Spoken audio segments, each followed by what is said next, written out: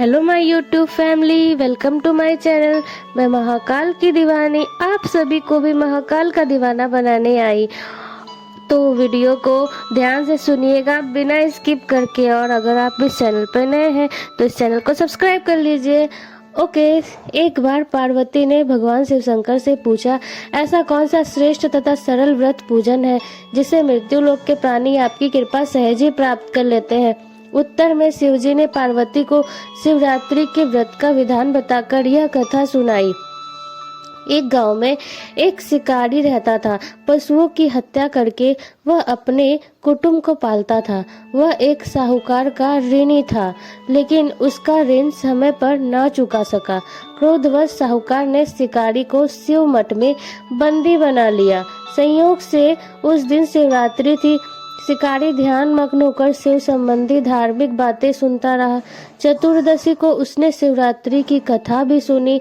संध्या होते ही साहूकार ने उसे अपने पास बुलाया और ऋण चुकाने के विषय में बात की। शिकारी अगले दिन सारा ऋण लौटा देने का वचन देकर बंधन से छूट गया। अपने दिनचर्या की भांति वह जंगल में शिकार के लिए निकला, लेकिन दिन भर बंदी गृह में रहने के कारण भूख प्यास से व्याकुल था। शिकार करने के लिए वह एक तालाब के किनारे बेल वृक्ष पर पड़ाव बनाने लगा। बेल वृक्ष के नीचे शिवलिंग था जो बिल्व पत्रों से ढका हुआ था। शिकारी को उसका पता न चला। पड़ाव बनाते समय उसने जो टहनियाँ तोड़ी वे संयोग से शिवलिंग पर गिरी। इस प्रकार दिन भर भूखे प्यासे शिकारी का व्रत भी हो गया और शिवलिंग पर बेलपत्र भी चढ़ गए।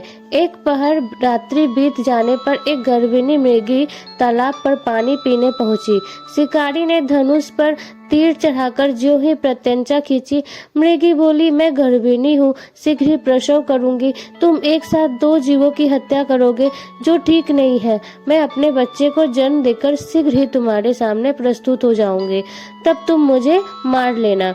शिकारी ने प्रत्यंचा ढीली कर दी और मृगी झाड़ियों में लुप्त हो गई। कुछ ही देर बाद एक और मृगी उधर से निकली। शिकारी की प्रसन्नता का ठिकाना न रहा। समीप आने पर उसने धनुष पर बाण चढ़ाया।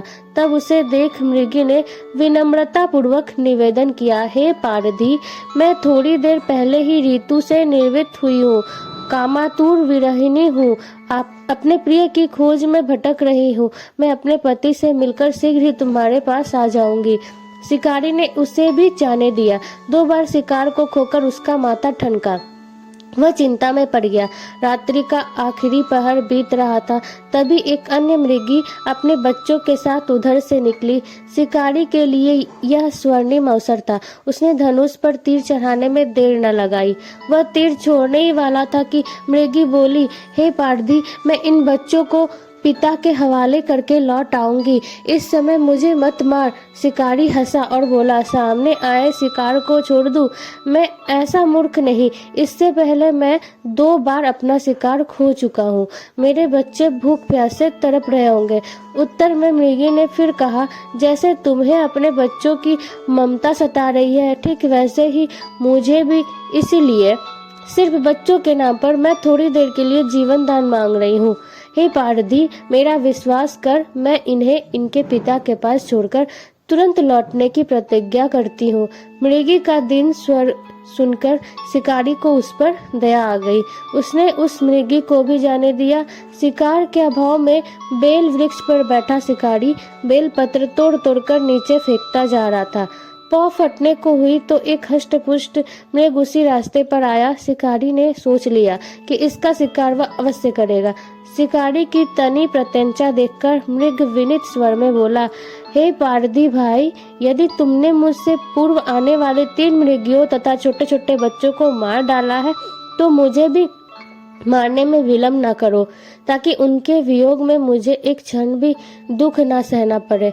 मैं उन मृगियों का पति हूँ। यदि तुमने उन्हें जीवन दान दिया है तो मुझे भी कुछ क्षण जीवन दान देने की कृपा करो।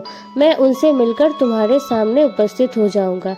मृग की बात सुनते ही शिकारी के सामने पूरी रात की घटना चक्र घूम गया।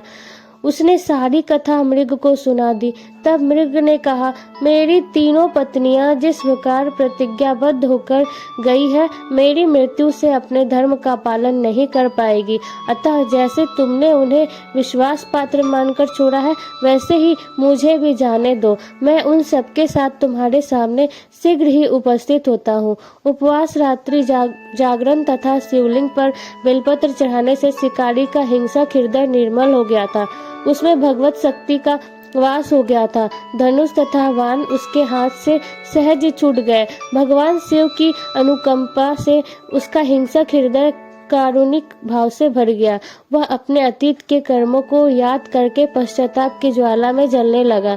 थोड़ी देर बाद मृग सपरिवार शिकारी के समक्ष उपस्थित हो गया ताकि वह उनका शिकार कर सके, किंतु जंगली पशुओं की ऐसी सत्यता, सात्विकता एवं सामूहिक प्रेम भावना देखकर शिकारी को बड़ी ग्लानि हुई। उसके नेत्रों से आंसुओं की झड़ी लग गई। उस मृग परिवार को न मारकर शिकारी ने अपने कठोर हृदय को जीव हिंसा से हटा सदा के लिए कोमल एवं दयालु बना लिया। देवलोक से समस्त देव समाज भी इस घटना को देख रहा था। घटना की परिणति से होते ही देवी देवताओं ने पुष्प वर्षा की। तब शिकारी तथा मृग परिवार मोक्ष को प्राप्त हुए। Thank you. अगर ये वीडियो अच्छा लगे तो लाइक कीजिए, कमेंट कीजिए, शेयर कीजिए और सब्सक्राइब कीजिए।